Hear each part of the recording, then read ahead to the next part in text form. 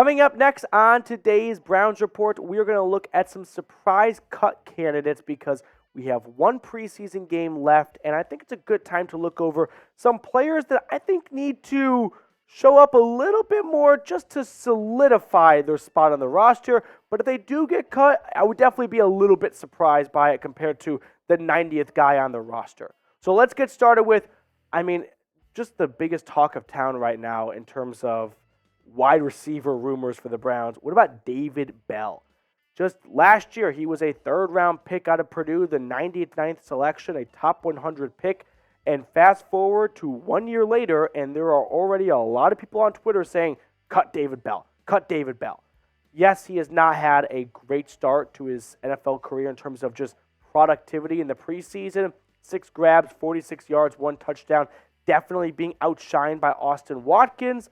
But last year in the regular season, just 24 grabs for 214 yards. So the productivity is not necessarily there, but I still think David Bell makes this roster. He's still running with the first-team offense in practice. So that definitely tells you where Kevin Stefanski and Andrew Berry sort of view David Bell. And ultimately, that's the most important mindset, right? Not what would you do if you were the GM, but I'm not interested in that because I'm not the GM. So what does it matter what I would do? I want to predict what I think Berry and Stefanski will do. And I think the guy that keeps running with the first-team offense in practice and in the preseason is going to make this roster. But predict it for me, will David Bell make the roster? I know as I filmed this live on Tuesday during our show, David Bell was out there with the first-team offense at training camp, and Austin Watkins was not. So do with that information what you will. Moving on to our second cut candidate, what about running back Demetric Felton? I still think this would be a bit of a surprise. He's like, a tier and a half above like Hassan Hall, UDFA running back. But Demetric Felton so far in the preseason, 22 carries, 113 yards, 1 touchdown. Like surface level, the numbers look pretty good right there. But in the regular season, through a couple of years now in Cleveland, he hasn't really taken off. And he's a 6th-round pick. I think the expectations for a guy sometimes are a bit too high because you didn't have a first-rounder, so you're more reliant on these day 2 and day 3 guys all of a sudden. But Demetric Felton is kind of towards the bottom of that running back depth chart. He's battling with John Kelly for that RB3 spot, and let's be honest, neither guy has been overly impressive so far. I think Felton is a coin flip. He's 50-50. If another running back like Dearness Johnson in Jacksonville gets waived, or a notable-ish name ends up getting cut because that team, whether it's, like a random team like, say, the Bears or it doesn't really matter, the Titans, whatever. If they cut someone that is above Demetric Felton in the Browns' eyes, well, they could move on from Felton and go claim that guy on waivers. So that's why I have Demetric Felton as a 50-50 player at the moment. Moving on to our third surprise cut candidate, what about center Nick Harris? I don't know what to make of Nick Harris anymore because after Ethan Posic's breakout year last season, Nick Harris went from unfortunately being someone who tore his ACL and we'd get him back next year and he was J.C. Tretter's replacement too. Is Nick Harris about to be off this roster? Just a few years ago he was a 5th-round pick out of Washington, and fast forward to 2023, he's coming off a torn ACL and he's battling for that backup center job with the rookie Luke Wypler, who has looked really good so far in training camp and preseason. Now, when you look at the depth chart, there's not a lot of great interior backups at the guard position. Like maybe Drew Forbes or Michael Dunn. Those two guys are sort of a Swiss Army knife. They've been tackle, they've been guard before. But ultimately, if I'm compiling the best 9 offensive linemen for the Browns, I think these are your 9 guys that make it in my roster projection video, which has your 5 starters. DeJuan Jones is making this roster. Excuse me. I think James Hudson makes the roster as well.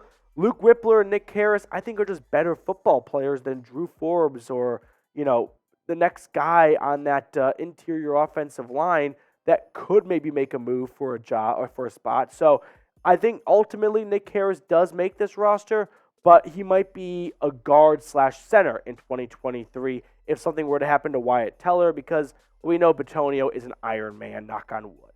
Now, before we get on to the rest of our cut candidates, we are closing in on 500 subscribers, which is pretty crazy to think about just because, don't let me go too far down memory lane here, but you guys can comment when you subscribe what the number was at, because I took over this channel and we were under 1,000 subs here at Chat Sports, and here we are 20,000 plus subs later, which is really crazy to think about. But let me know what, number you're at when you subscribe. And if you haven't subscribed, consider joining our growing Cleveland Browns community here, because we are 61 subs away from that next milestone.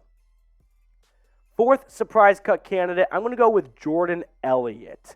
This one would definitely surprise me, not because of his outstanding play, but because the Browns reworked Elliott's contract and added guaranteed money. Now, it lowered his cap hit as a result, which is why the Browns did it, but they were so confident that he would prove to be someone to make their roster, they guaranteed $1.5 million. Now, $1.5 million is not a lot of money in NFL world, but it's also not no money. It's $1.5 million. Like, if you're the GM, it's kind of a tough sell to go to your owner and say, hey, I know that just a few months ago he had no guaranteed money, and then I added guaranteed money, but now I'm cutting him, so we guaranteed $1.5 million. That's not the greatest managerial work right there.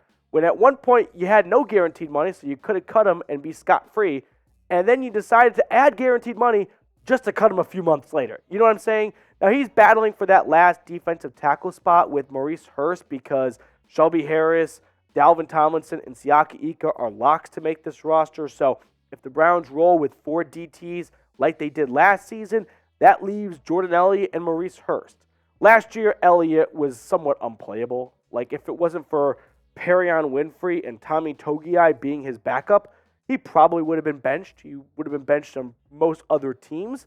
But like I said, the Browns' defensive line, it's somewhat filling out really quickly here, where you've got Tomlinson and Shelby Harris to locks to make the roster.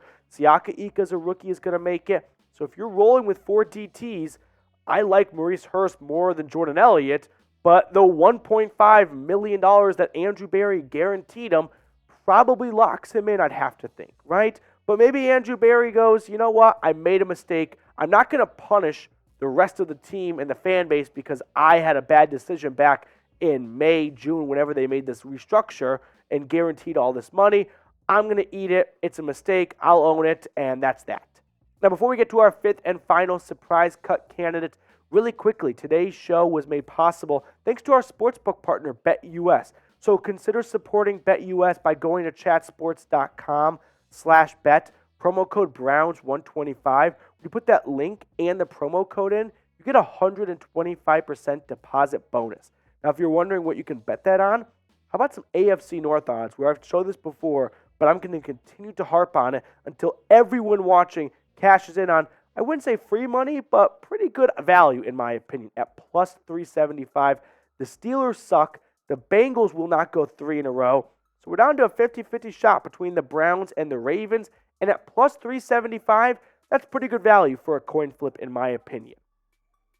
5th and final surprise cut candidate, how about DeAnthony Bell? I don't know if this would be a ginormous surprise, but for someone that made the 53-man roster last year and to not make it this year, I think that constitutes as somewhat of a surprise. Now, so far in the preseason, DeAnthony Bell hasn't been a liability on the field, but he also hasn't been as good as this guy, Ronnie Hickman, who so far in the preseason has 3 interceptions. He has been the star of the defense in the second half so far. So if the Browns want to roll with 4 safeties, well, they've got 3 safeties locked into the roster. Juan Thornhill, Grant Delpit, and Rodney McLeod. So when you look at the depth chart here, that leaves Ronnie Hickman and DeAnthony Bell battling for that last safety spot. Now, maybe the Browns have both guys making it, but if Cleveland wants to go with 4 safeties, well, that's going to have an odd man out here. I ultimately think both DeAnthony Bell and Ronnie Hickman have shown they are deserving of a 53-man roster spot, so the Browns take both safeties, and another room has a position taken away from it. Like the offensive line, instead of having 10 guys, has 9 guys. You see what I'm saying? So I think Bell and Hickman both make the roster, but Ronnie Hickman has definitely outplayed DeAnthony Bell so far. But the Browns liked what they saw in DeAnthony Bell last year. At the end of the year, he was getting more snaps than Ronnie Harrison on the field. So I think both guys ultimately make the roster, but Bell is definitely someone who could be a surprise cut candidate if Hickman continues to play well.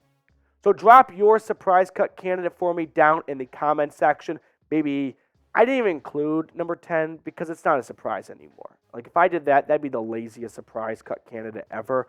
Tired of seeing all these articles of like one player all 32 teams could cut. I already know who it's going to be for the Browns.